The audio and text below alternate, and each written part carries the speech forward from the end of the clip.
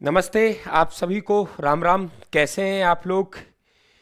देखिए, दिसंबर 2025 तक का मैंने आपको करंट अफेयर्स करवा दिया। बहुत अच्छी तरीके से मैंने आपको प्रैक्टिस करवा दी। एमसीक्यू क्वेश्चंस भी मैंने आप लोगों को करवा दिए थे और बहुत बेहतर रिजल्ट उनका रहा। उसी को मैं कंटिन्यू करते हुए अब हम लोग क्या करेंगे, करंट अफेयर्स को उसी तरीके से आगे बढ़ाएंगे।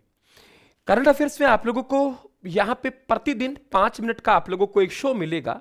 सुबह आप लोगों को 9 बजे के आसपास आप लोगों को एक क्लास मिलेगी और 9 बजे फिर प्रत्येक डे का, यानी हम लोग यहां से आज फरवरी 3 है, लेकिन हम करंट अफेयर्स 1 तारीख का पढ़ेंगे। फिर 2, 3 का हम लोग 4 को पढ़ लेंगे और उसके बाद फिर आप लोग कंटिन्यू एक दिन पीछे का करंट अफेयर्स, यानी आज का हमारे पास माना कि उदाहरण तौर पे 3 तारीख है, तो 3 तारीख का जो करंट अफेयर्स है वो हम लोग आपको 4 को करवाएंगे। तो 5-5 मिनट फिर वीकली आप लोगों के एक शानदार आपके एक वीकली करंट अफेयर्स हो जाएगा और उस पर एमसीक्यू हो जाएगी और एक सोर्स जो हमारा 5 बजे आ रहा है कंटिन्यू। तो ज्यादा करंट अफेयर्स में आपको समय देने की आवश्यकता नहीं है, ना ही कोई बड़ी किताब पढ़ने की आवश्यकता है। मैं बेहतर तरीके से आप लोगों को कवर करते हुए आगे चलूंगा। ठीक है आप सब लोग। एक ही आप लोगों को सबसे बढ़िया खुशखबरी कि 11 फरवरी से एक टेस्ट सीरीज शुरू हो रही है, राज्य स्तरीय टेस्ट सीरीज, और उसमें आपको रैंक राजस्थान लेवल पे कौन सी रैंक आई वो जानने का अवसर मिलेगा। तो 11 तारीख से आप लोग टेस्ट सीरीज से जुड़ेंगे। इसके लिए 7 तारीख को आप लोग मेरे साथ लाइव जुड़ेंगे। 7 तारीख को 9 PM पर आप लाइव जुड़ेंगे मेरे साथ और यूट्यूब पर हम पूरा डिस्कस करेंगे क्या शेड्यूल रहेगा हमारा, क्या रहेगा, कौन से दिन कौन सा होगा, कि किस तरीके से आपको पूरे मेजर माइनर मेगा सब टेस्टों के अकॉर्डिंग मैंने सेट किया है बहुत बेहतर तरीके से नए पैटर्न पे। तो इसके लिए मैं आप सभी को शुभकामना देना चाहता हूं। तो आप इस सीरीज से जरूर जुड़े और स्वागत आप लोगों का इस नई सीरीज में, है ना। फिर से आपके करंट अफेयर्स से कलम उठ गई है। देखिए, सबसे पहले हम लोग बात करते हैं कि मरु महोत्सव का आयोजन हाल ही में 2026 में हुआ है। यहां से पक्का पक्का आप लोगों का एक सवाल यहां से बनेगा। देखिए, सबसे पहले पॉइंट आता है कि सर मरु महोत्सव का आयोजन कहां होता है। हम लोग कहेंगे सर आयोजन होता है वो जैसलमेर में हुआ। कहां हुआ? जैसलमेर में। फिर आप लोगों से पूछेगा गुरुदेव ये संस्करण कौन सा है, तो आप लोग संस्करण की बात करेंगे तो हम लोग कह देंगे सर 47वां नंबर का संस्करण है। कौन सा आयोजन है ये? 47वां नंबर का आयोजन है। आयोजन तिथि की बात करेंगे तो ये 30 जनवरी को प्रारंभ हुआ। 30 जनवरी से प्रारंभ हुआ और 1 फरवरी तक इसका आयोजन हुआ। 1 फरवरी तक क्या हुआ? आयोजन हुआ, यानी 1 फरवरी 2026 तक चला। आयोजन जिला आपके, अब यहां पे जो प्रारंभ स्थल है, यहां से प्रारंभ कहां से हुआ, तो हम लोग कह देंगे सर इसका जो आगाज हुआ वो आगाज पोखरण से हुआ। आगाज कहां से हुआ? पोखरण से हुआ। आगाज कहां से हुआ बेटा? तो ध्यान रखें आप लोग, इसका आगाज पोखरण से हुआ। फिर ये आयोजन जो केंद्र रहे वो कौन कौन से रहे? तो देखो, एक तो आप लोगों के जैसलमेर हो जाएगा, क्योंकि यहां पे जो मुख्य कार्यक्रम हुआ वो शहीद पूनम स्टेडियम में हुआ था। शहीद पूनम स्टेडियम, सवाल बनेगा, शहीद पूनम स्टेडियम में इसका आयोजन हुआ। तो फिर एक तो जैसलमेर हो गया। इसके बाद आप लोगों की पोखरण में शुरुआत हुई। फिर आपके प्रमुख है गढ़सीसर झील। कौन झील बेटा? गढ़सीसर झील है, वो यहां हो जाएगी आप लोगों के। और सम डेजर्ट, कौन सा? सम डेजर्ट।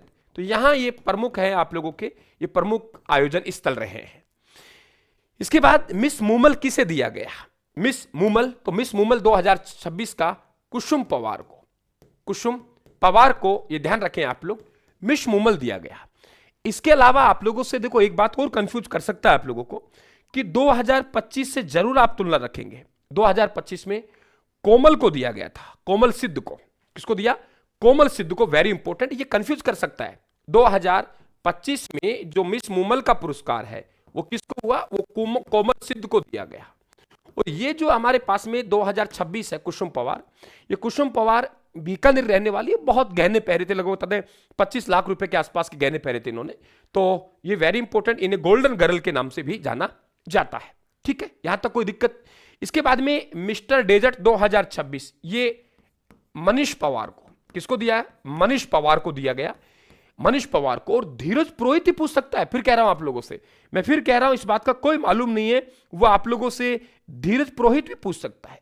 धीरज आप लोगों को पुरोहित पूछ सकता है, क्योंकि वो 2025 के लिए चुने गए थे। तुलना कर सकता, कोई मालूम नहीं है। 2025 के लिए धीरज पुरोहित को दिया गया। धीरज पुरोहित को दिया गया। एक अद्भुत नाम है ताज। क्या नाम है? ताज। क्योंकि मिसेज जैसलमेर की बात करें, Mrs Jaisalmer, Mrs Jaisalmer, Mrs Jaisalmer बेटा, एक तो चैनल को सब्सक्राइब कर लेना, और ये पीडीएफ है आप लोगों को, ये पीडीएफ आप लोगों को अवेलेबल रहेगी, आप लोगों के यहाँ से ज्वाइन कर लें, आप लोग डिस्क्रिप्शन चेक कर लें या ज्वाइन कर लें, तो आप लोगों को मिलती रहेगी, तो कोई दिक्कत नहीं आएगी आप लोगों को। तो कंटिन्यू मेरे साथ पेज बनाते रहना, आप एक रजिस्टर बना ले, चलता रहना, और 5 बजे वाला शॉर्ट्स मेरा जरूर ज्वाइन कर लेना, चैनल को सब्सक्राइब कर लेना। मिसेज जैसलमेर, तो ये ताज को दिया गया है, ठीक है।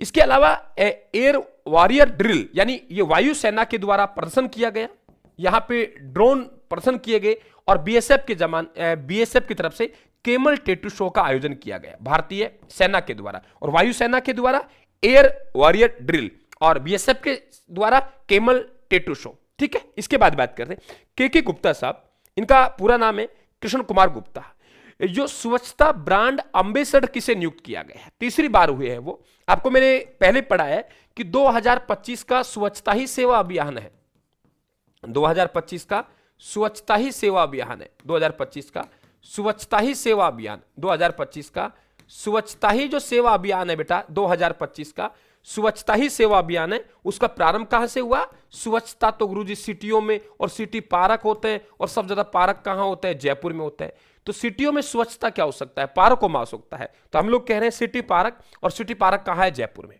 राजस्थान के झालावाड़ पुलिस द्वारा संचालित 12 जिलों में ऑपरेशन क्लीन राइड के कभी आप लोगों से बात पूछे कहां चलाया गया, तो आप लोग कहेंगे सर कई बार पूछेगा आप लोगों से, तो झालावाड़ पुलिस द्वारा संचालित किया गया है।